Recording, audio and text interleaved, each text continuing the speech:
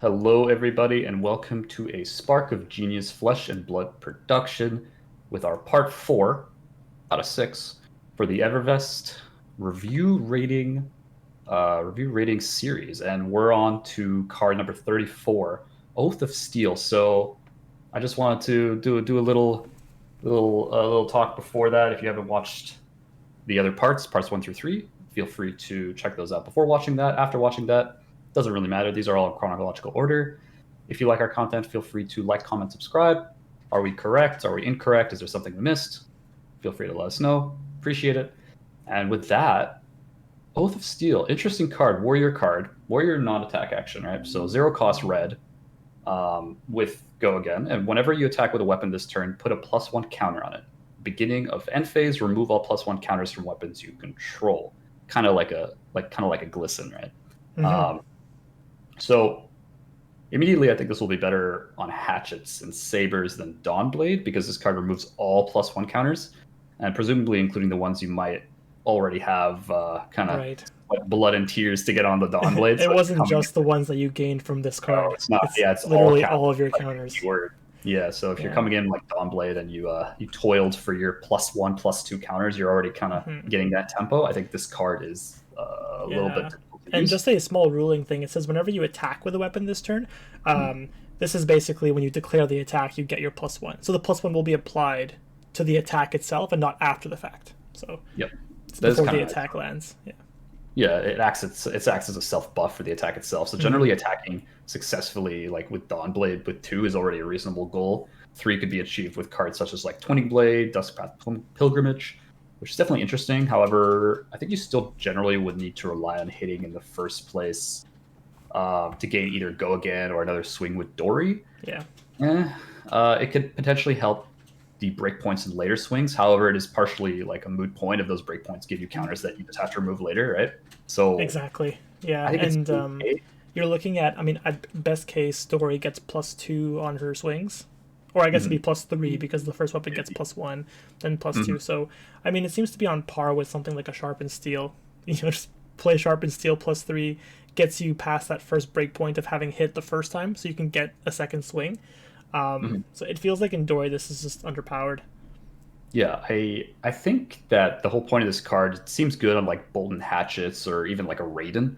The hatchets will buff themselves if you attack with the other one, right? So if you swing with the first one and then you swing with the second one after, and you give it go again with Bolton's hero power or something like that, it'll Hmm. keep stacking and stacking. And if you give ways for it to keep swinging, Yeah, I uh, mean, I guess a Lumina Ascension type turn, right? yeah. Lumen Ascension affecting both hatches, so you can swing with the hatches multiple times. Oath of Steel would keep stacking as long as you can keep giving it a go again. Kind of like the Saber build of old. Old, I think some people The still do olden like. days. Yeah. So it seems strong, but less necessary in like the Saber Bolton combo because that combo already had enough to win. Like Yeah. damage output was never the issue with that deck. The issue with that deck was disruption, just taking away the Luminas. You kind of just can't win anymore. Raiden seems a bit less good with this card. However, I can see the same Lumina Dust Path kind of attack line being Right. okay with a charge. So if you However, you need to attack craft the like, hand. I mean, attacking 4 times, that would give you how much damage? 10 more damage, I think. One, two, three, 4 counters. So Yeah, exactly. You'd keep stacking those counters, but you'd have to craft the hand very carefully to be able to charge that turn. for So like sure, maybe a 2 to counter for take sure. flight, have the necessary hand resources. So again, it's Bolton is already like that really resource hand intensive hero to begin with. I don't know if adding this is really doing anyone any favors. Mm, But yeah, overall, I think I still gave the rating as 3.5 good in like a hatchet Bolton. Just mainly because of innately the card itself is good in pushing that strategy um, to be able to keep swinging with like a Lumina turn. yeah. But I give it a two average in Dawnblade Dory and a 2.5 average Hmm. in Sabers. Yeah, Similar kind of idea, like it's obviously a one hand weapon kind of card, and that's kind of where I think it'll shine. But I don't think it's like by and large a necessary card in any of these decks. Just like a nice to right. have, unless you're going like Bolton Hatchet, which I don't know how viable it is or it will be after Everfest, but we'll see. Agreed. Moving right on. Are you ready to roll? Because I'm ready to roll. So we have our KO specialization of the set. And when I saw this card, I smiled and I thought of you, Rob, because you needed this card. I I mean, did, and what a powerful card this is. This is, yeah, I mean, Every It is a dice special roll. occasion, right? Yeah, so you only have two of these because it's for KO, so it's only Blitz, right? So it's young Yeah. heroes. Yeah. It's a blue zero cost brute, non-attack action, go again, blocks for 3, which is already like super high for a brute card in general, right? Based on like the Monarch Tales Everfest stuff coming out with all the rage Yeah. no block cards. So if Exactly. you'd roll one or more dice this turn, instead roll that many dice plus one and ignore the lowest roll. So remember we were talking about like some of those cards where like, hey, the only like reliable way to roll dice is scabs. Yep. Well, now you get to roll 2 dice, and you have a better chance of actually hitting that 5/6. Obviously for KO, very important, but then also for like I mean, if Skull you're Crush. looking at Skull Crushers, if you're lucky enough to roll 5 or 6 in every dice roll you do that turn, you're looking at maybe +4 on every attack. So you play one attack with go again, roll 2 dice, 5/6. That's +2 on the Skull Crushers. Attack again. You're rolling 2 more times, so +4 potentially. If you rolled Scabskins, even better. You can get +5. So I Mm, mean, this just adds consistency to KO. It's one of those cards where you would Arsenal and hold on to it until you have a really good 5 card hand. I think because it it's can make fair. your turns. It can make the turns where you're dedicating a 5 card hand to just much more consistent. And on a KO, it feels bad to keep your hand until you get something good and then just whiff all your dice rolls. So yeah, this Mhm. might be the I answer to very that. much, yeah, I very much think this is like a blood rush kind of card where like you save it for Right. those big explosive combos, and then Blitz they don't start off with that much life anyways. Yeah. Um, I mean, not OTK could be a possibility here. yeah, not too much else to say. It's an auto include two of and KO. I mean, it's a great card. Lessons The RNG, stat line Scabble. is, yeah, The blue stat for line is great. 0, 3 block is amazing.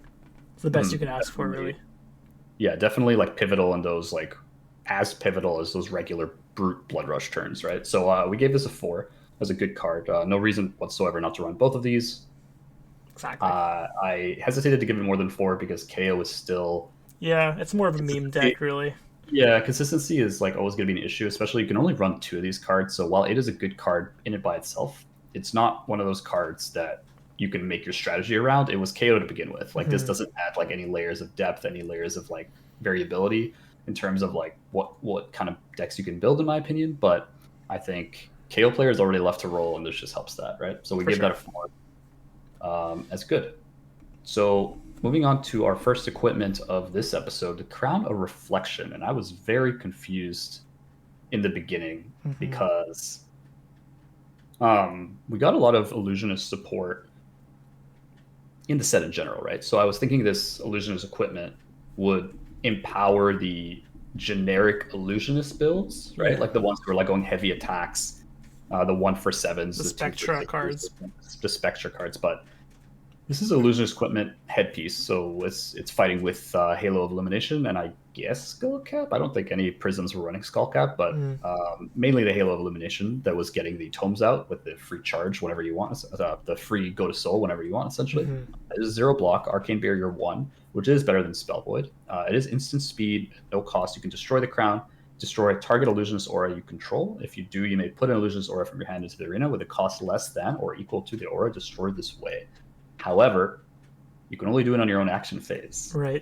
And that last sentence means a lot because all the best auras at the moment are those 4 cost instant speed auras, right? Yeah. They weren't the ones that were coming out in Everfest. All the 0 cost ones are all attack, all non-attack actions without go again, right? But that was a bit of a turnoff for me. So immediately, it seems like the intention was to give Prism a headpiece since she's only using like she's only current illusionist we have, and Hmm. only had a light headpiece that any light hero could have used. Her and Bolden in this particular case. Right.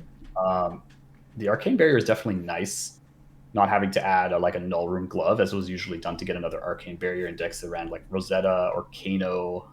So now you can run like a different glove like Dreamweavers, which you Hmm. definitely will be running in these new kinds of Prism decks, Oh, or yeah. like Ice Gauntlet or something. So the arcane barrier one is nice. This is better than Spell Void, but you always usually have the energy floating as an illusionist because of the Prism ability to create the spectral shield with 2, and you'll have one left over, right? So you can always block one.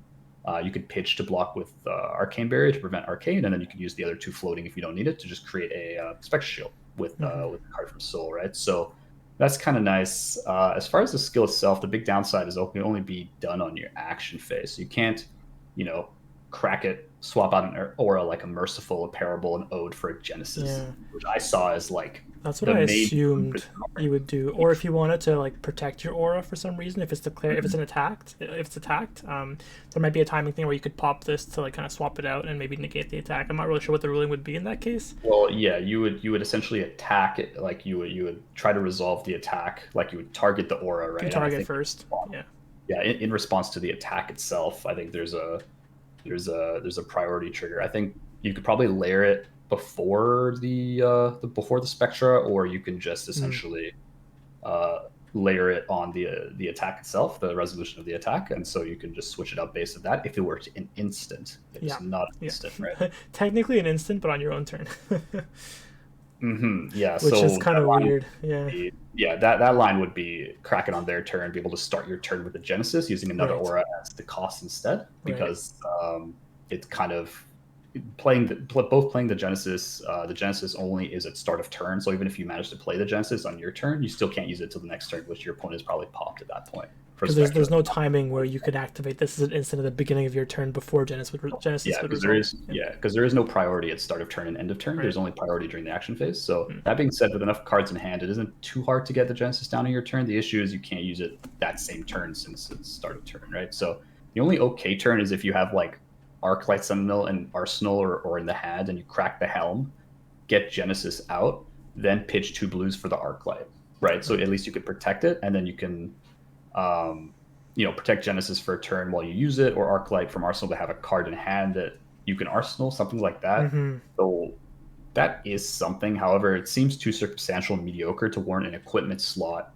when the alternative single-handedly lets you go off by putting something to soul and turning vestige off for the entire thing, which you can go Tome of Divinity, double Tome of Divinity, like those really, really wide turns where you're able to Yeah. play a lot of auras or a lot of attacks. So I don't see this and its kind of limited uses at the moment as being a good replacement for that. So we give it a rating of 2 average. So it's probably for some other illusionists we haven't seen yet, like a young illusionist at some kind of point or something along those lines. Mm-hmm. Um, there definitely is probably because we do see a lot of zero cost auras that have mixed kind of use. And so there's probably something down the line that's coming, but for now we gave it a rating of 2. Yeah. Moving along here, we have our first item of the episode. So it is a talisman. So Talisman of Cremation. Blue item with zero cost non-attack. Non-attack action with go again, no block, so pretty similar to all the other talismans other than a couple of yellow ones. When you play a card from Banish Zone, destroy Talisman of Cremation and name a card. Banish all cards with the chosen name from each opposing hero's graveyard. Keyword is opposing hero's graveyard. Mm-hmm. So, interesting card. So far, the only heroes that can reliably play out of Banish are Kano and Katsu with the hero skill, right? Because Kano is you pitch 3 and you banish the card and you may play it as an instant. And Katsu, same idea. When you hit, you can banish. You can discard I think it's a zero cost card and then banish another card to play, like a combo card or something like that. So those are the ones to do with the hero skills. And then any shadow hero. So Levia can use like Deep Rooted Evil, Howl from Beyond, Shadow Puppetry. Yep. Sorry, not Shadow Puppetry. Yep. Ghostly Visit. Right. Ghostly Visit. Yeah, Deep Rooted Evil, Howl, Ghostly Visit. Chain, a lot of his own cards plus shadow cards can be played from Banish. So those 4 are the ones I'm thinking of. So the effect itself to banish all cards with chosen name from their grave hurts decks that do graveyard manipulation to some extent. Right. The biggest one in my head is Levia, but are we really trying to counter Levia here? Right. I feel like that's a short end of the stick here. So, like, Yeah. hypothetically, you can put at least 1, if not more, 6 power cards to banish on your turn, lowering their resources to play out big cards from their hand. Ones that require 3 banishes, all those really efficient ones, but require a lot of. They're conditional, right? The 1 for 7s and the 2 for 6s and all those like Dread Screamers and stuff like that. Mm-hmm. To like keep going wide, so it lowers their like graveyard resource ability, and lowers the chance that they can't ignore Blood Debt, right? Because if they're not able to banish that 6 power, they're going to get hit with the Blood Debt. Kano can actually do this in response to Levia playing an attack that banishes. Right. Can't respond the additional cost, but you could do it after they banish and potentially take away the 6 power they have left after that, right? Or any other card they had left they were relying on for a resource to use in the next attack, right? So yeah, if they banish, let's say they have 4 6 powers out of 6 cards, right? Something like that. Or they have 5 cards in general, and then they're using 3 of the cards for their first attack as the additional cost, right? They banish 3 cards. Yeah. And then they have another one that also requires 3 cards.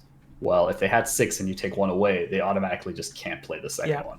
If you start with Dread Screamer, that gives you 6 attack, go again, banishing 3 cards, and you want to maybe play Boneyard Marauder after that banishes 3 more cards. Well, you just kind of played your Dread Screamer in kind of a wasteful way because you can't do anything afterwards. Mm-hmm. So, some other example, like Viserai likes to use Rattlebones to grab attack actions from Banish. Next to play Remembrance. Blossoming Spellblade. Counter to Remembrance, true. Yeah, and I assume you can play this in response, or rather, if you activate an ability that banishes from your grave in response to someone playing a Remembrance, then you can banish first, trigger the Talisman, and then banish from their grave before the Remembrance resolves, right? Well, the Remembrance is instant speed, though. But you can react to it, I assume. Is the Talisman instant speed also? I actually don't know. So Talisman, it breaks immediately after you play an effect that banishes from your grave. So, or just plays from banish, sorry. So if you Kano in response to the Remembrance, you can then pop the Talisman, which occurs once you play from banished, and then banish from their grave before their Remembrance resolves. So it seems like you can do something like that. Some shenanigans. You're replying to their instant chain with your own instant, and then you just essentially, No, I see what you're saying. So there's stuff like that. Invert Existence to a lesser extent to try to manipulate some stuff that's not as important. Pulse of Candlehold could be relevant with the new Bravo and Briar decks that run it, because the Pulse of Candlehold is putting a non-attack. Pulse puts very specific things on top, right? So you can take out their targets for that. So tomorrow, so the card could do good against like Earth-based decks as well. Overall, still a pretty niche item card. I don't think any of the current heroes that can use it at the moment really want to play another blue item cost in their list. Fair enough, yeah. It's required against a very meta deck, so more of a future-proofing. It's a nice tech card eventually. If it's exactly. If you want to stop some kind of crazy combo down the line, it's an okay card to have in your sideboard. Yeah, so we give this a 2.5 average. It's a fine card, just kind of niche at the moment, but we can see it being good. There's like some shenanigans to be had, but at the moment just kind of average. Moving on to the next item here. Not as much to say about this. Healing Potion, blue non-attack action potion, cost 0, go again. As an action, destroy and gain 2 life. It's fine. I don't think this card is better than just running Yellow Sigil, which does the same thing at instant speed. You're comparing it to the other health gaining card, which is Sigil here. Which is Sigil. Like that is the Sunkiss, I guess. Yeah, that's more of a niche thing. But Sigil is instant as well, which is nice. The one thing is that you could stack these healing potions. You can just kind of play them all out turn after turn, have 3 of them in play, which is you're banking 6 health there. The problem is that the ability to crack this potion is not an instant. So if you're banking health, I mean, for like a bad situation, right, like an OTK KO or a Kano, or something, you can't activate these in response. So you might as well gain the health. Like I don't really see any way or any reason to bank the health, other than trying to catch someone off guard if it was an instant, right? Like Sigil does. But pretty much. The only benefits it's a non. If you prefer the non-attack action over the instant, because Sigil is an instant. That's true. There could be some synergy there. It is a blue, so you could pitch it for 3, which is nice. Yeah, but that's no block. It's probably just another item for the item meme decks. Like I don't know. I'm really not a big fan. Those merchant builds, the merchant builds that can like knick-knack, bring it out, heal 2. The thing is, like, why would you even like want to bring it out? I don't. You'd rather something with more utility than just healing for 2. Yeah. So we give it a 1.5 bad. Yeah. If you want to use it. We don't really see it as being that good. I think for Dreadbore coming up on our first, is it the first weapon of the episode? I think it's the first. It is. Episode, yeah. Dreadbore. This was spoiled by Red Zone Rogue, I believe, and very on theme there. And I actually loved the intro music. I don't know if he probably doesn't watch our videos, but if you do, dig in the intro music, the 10-15 seconds, the metal riff. Excellent music. Two-handed ranger bow. Once per turn action costing 1. You may put an arrow card from your hand face up into an empty arsenal zone you control. So automatically it synergizes with New Horizon. Right. If you do, it gains +1 power until the end of turn. and then go again. Like the bow has go again. Arrows you could so as a static skill, which is very interesting because it's quite rare to have a static skill. Yeah. Arrows you control have D-reacts can't be played from hand this chain link. So that used to be that's currently increased attention is what that does, right? So increased attention, I believe, when you play it, that arrow has this effect. Whereas Remorseless has the one where you can't play them from Arsenal. So Just just can't play D-reacts from Arsenal. play Remorseless with your Dreadbore, and then it's like Yeah, so okay. so it doesn't synergize well with cards like increased attention, Yeah. but immediately with a static skill, all your arrows can't be defended with D-reacts from hand, making Dominate a lot stronger overall. Right. In decks that use the bow, because that was a big issue with them potentially just using an equipment and a D-react from hand on a dominate at like 6 arrow or something like that. Yeah. Another point is that New Horizon becomes viable with this bow as it specifies an empty arsenal zone, as I mentioned before. So meaning if you have a face-up card in the arsenal, you can an arrow through Dreadbore or Azalea Hero Power or something like that. You can use New Horizon to arsenal another card to use that arsenal slot for another card. Lexi and Azalea can use this bow. It's just a ranger bow. I imagine the idea was for Azalea, just based on the art, the bow in the bow just seems more like an Azalea bow because Lexi just seems a lot better with Voltaire or Shiver. And Azalea didn't have a bow that let her utilize New Horizon, so I think that was the idea. The Azalea hero skill also seems to synergize with Dreadbore and New Horizon because Azalea can put a card face up in the arsenal, most likely after some kind of reload skill. Yeah. Where you can then use Dreadbore to put another arrow in a second arsenal slot via New Horizon. Right. But ultimately, this seems more like a go tall arrow build, utilizing Knock the Death Whistle, a card that a lot of people probably just forgot about from Arcane. Yeah. Very good, very, very good card, though. Very similar to Become the Arc-Knight. But the lack of go again, I think, makes this, as you said, more attuned to a go tall deck. Yeah, because of the bow, it doesn't give go again, like Voltaire does. So some kind of buff like Seek and Destroy, Overflex, Increased Attention, which is obviously not as good because it doubles up on that skill that you don't need. Exactly. Setting up a nice big arrow like Battering Bolt that we reviewed earlier, Remorseless, Red into Ledger if you're Azalea. This deck also has the ability to go utilize Perch Grappler's ability really well to give those face-up arrows go again for a wider turn. It could also use Rapid Fire, another card people probably forgot about, super from Arcane. Yeah. To load up on a big turn. However, you're getting more and more like you're asking for a very near perfect hand at that point. Like you're you know what I mean? Like you're asking for all these tools. Stars aligned. Yeah. 3 of a Kind also becomes more useful in Azalea, right? Just solely because of New Horizon, because New Horizon makes 3 of a Kind viable just by itself. Like we all saw that in those Lexi decks, and now that Azalea can use New Horizon properly, anyways, that makes it quite good. I'm not sure these interactions will suddenly like make her tier 1 as far as Azalea. Yeah.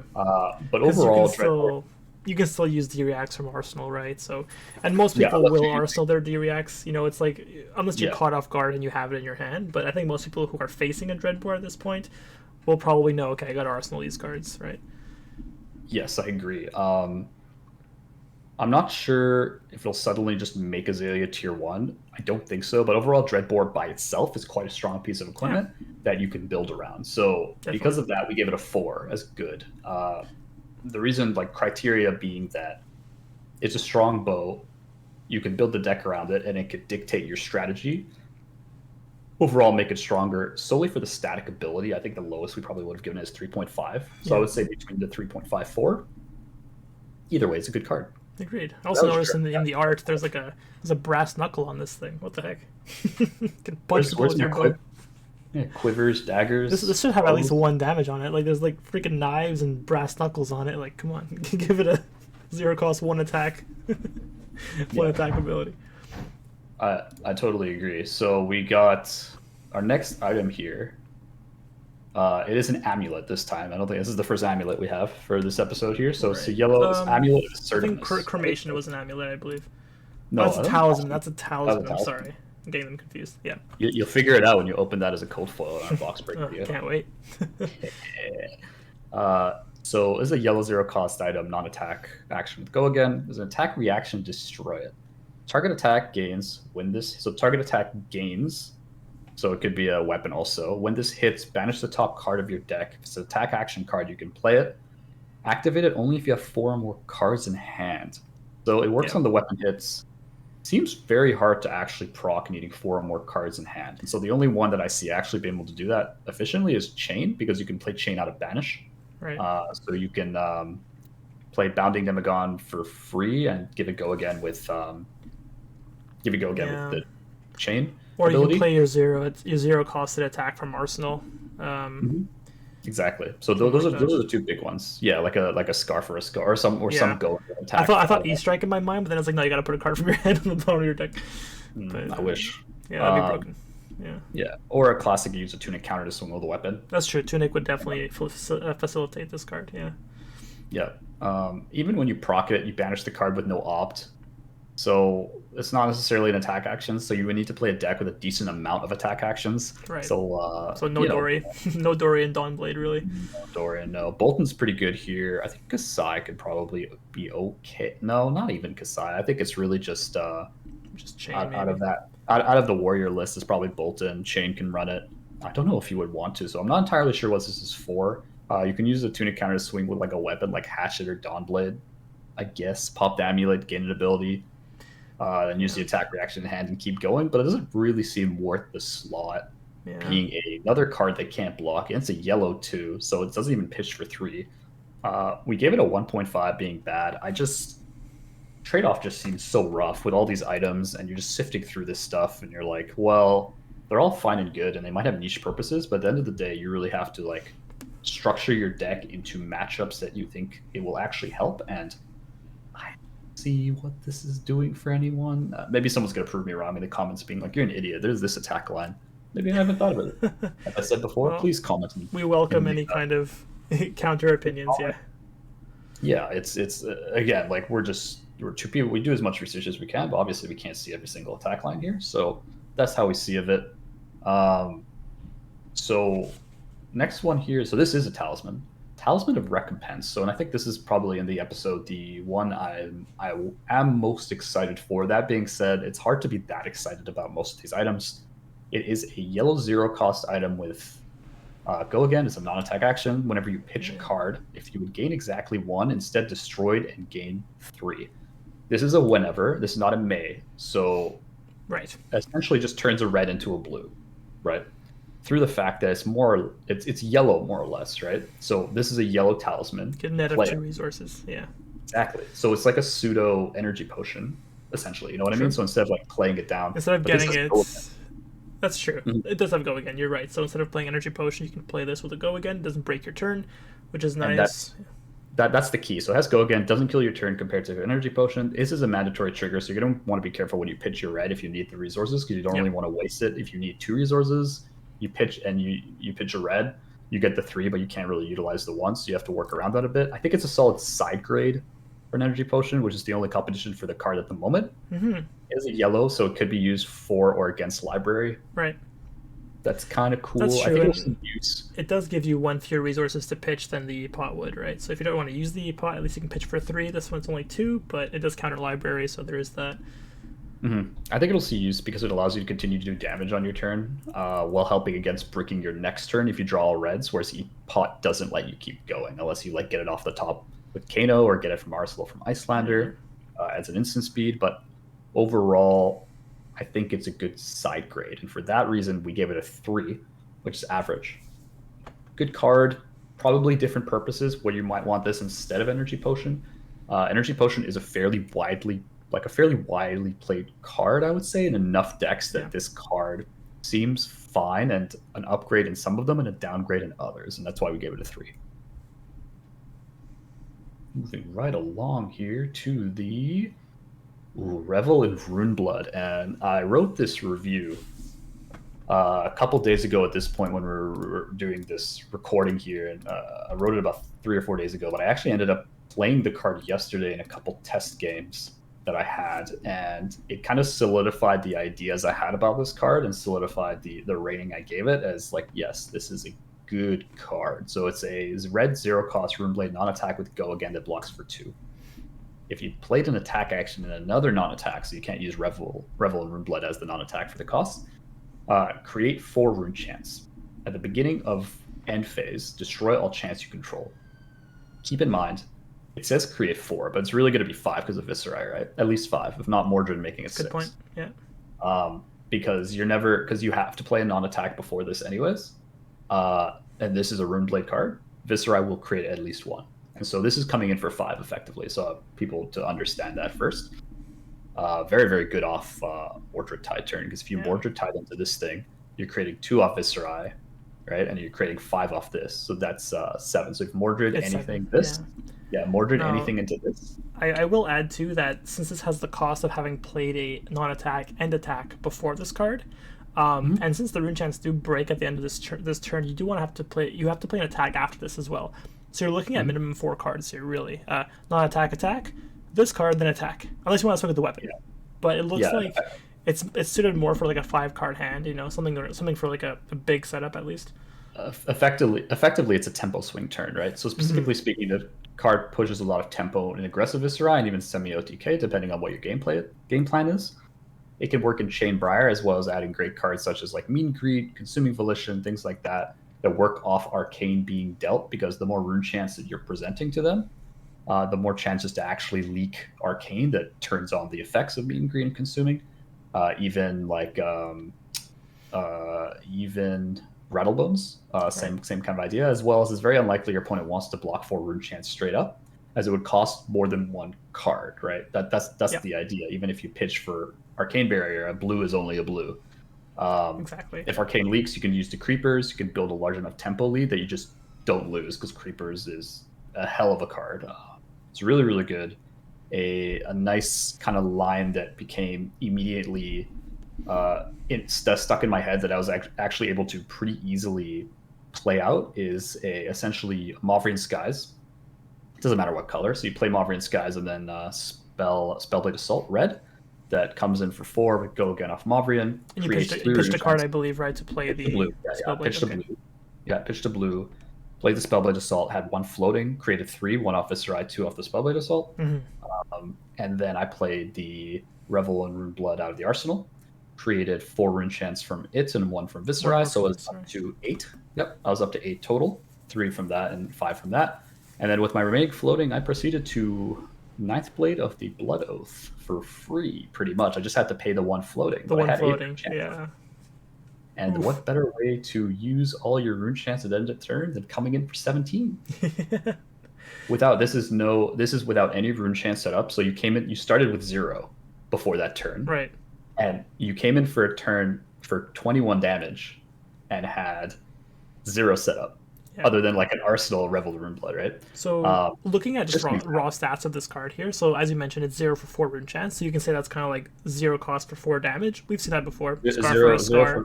Zero for 5 though. So we can say 5 because of Viserai, but if you're playing in Chain, I guess, or another class, or the Runeblade, it'd be 4, I guess. But just a 0 for 4 base is okay. That's pretty much on par with most other cards we've seen. However, this has the added benefit of discounting your other cards and making use of the arcane pings, right? Like you mentioned, using like Mean Greed or something like that. So this kind of has the baseline stats that we expect, plus all of the upsides of being able to use your rune chants. So I mean, this card's amazing. Yeah, it's very, very good in baseline aggressive tempo builds and even like mid-range builds. And Briar Chain and versions of Viserai are all like, that's their playstyle. That's what they excel at. So this card just pushes all of those strategies. We gave it a 4.5 great, because it's super well into all the Runeblade decks, even greater in the Viserai decks, or the decks that can take advantage of the discounts with rune chants. And for that reason, I mean, the only way to push this to a 5 is to honestly give it like a 3 block or something. Yeah, like, I don't. It is 2, which is expected for this kind of power level. You need to. It's blocking for 2 and also does require setup, as you mentioned. It does, yeah. So that's why we gave it a 4.5. That's the only thing that knocked it off our grading scale when we were looking at the centering. Right. So Revel and Runeblood. We have our last card. The next one, Miraging Metamorph. It's gonna be the last card of the episode here. So it's a 1-cost red illusionist attack action with Phantasm. Oof. Comes in for 7. Blocks for 3. When it's destroyed, create a token that's a copy of an aura you control. So that's any aura. So that could be a Spectral Shield. That can be an aura you play out at instant speed from your hand if you know it's going to be breaking, because you can do it in reaction to the block, right? So if you know it's being popped with a 6 power, in response to that defense step, you can play out a instant speed aura from your hand, like a Ode to Wrath, Parable Humidity, if you have the proper resource curve, right? So if you're paying, let's say you have Tunic up, oh no, you would probably run Vestige. So let's say it's coming from the arsenal or something like that, Yeah. and then Pitch you just pitch twice. yellow, I guess. Yeah, exactly. So that would be one way you can use it. Could also just be a spectral shield if you don't happen to have an aura with you. So it seems pretty strong. Like imagine pitching 6 for Arclight Sentinel, then pitching for Miraging from your arsenal, and your opponent wouldn't even want to destroy it. Yeah. Like if they had a bunch of 6 powers, Just let it and hit they me. destroyed it, and you either had the Arclight out and you were baiting your opponent, breaking the Phantasm, or you just, as I said, kind of bring it in at instant speed whenever you want, like in response to the block. It is just so funny. Like, can you imagine just like laying down 2 Arclights? The amount of Unheard space you would of. get. Yeah. Yeah. So it's obviously great in Prism. Even in a heavier aura build, you can still slot this in like you would like a Wartune Herald, which like Yeah. the yellow Wartune Heralds are still there. The red Wartune Heralds are more in the heavier aura builds, but I've seen some builds that do use red Wartune Heralds that are still aura focused. So the upside is just massive. And so we gave this a 4. The reason we gave this a 4 is that, you know, it's still not like you can still block this out.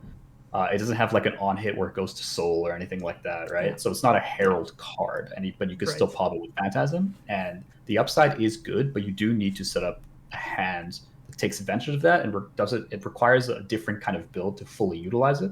And for this to be like a 4.55, I would like for it to have slotted in really well with the current builds, and also be able to be built around in new builds, if that makes sense. So Yeah. I mean, that's kind of the criteria. if this were a yellow, it'd be like auto include probably.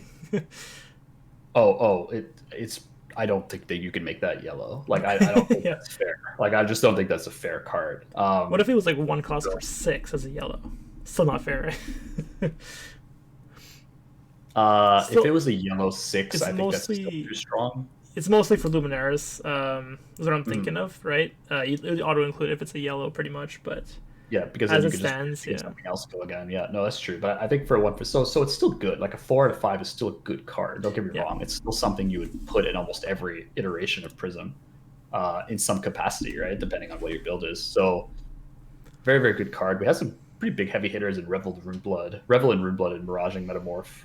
yeah. And also Dreadbore I kind of liked. Again, I don't know if it's gonna make Azalea super good. Not totally sure. Ready to roll. Let's not forget ready to roll. Yeah. Hell of a card.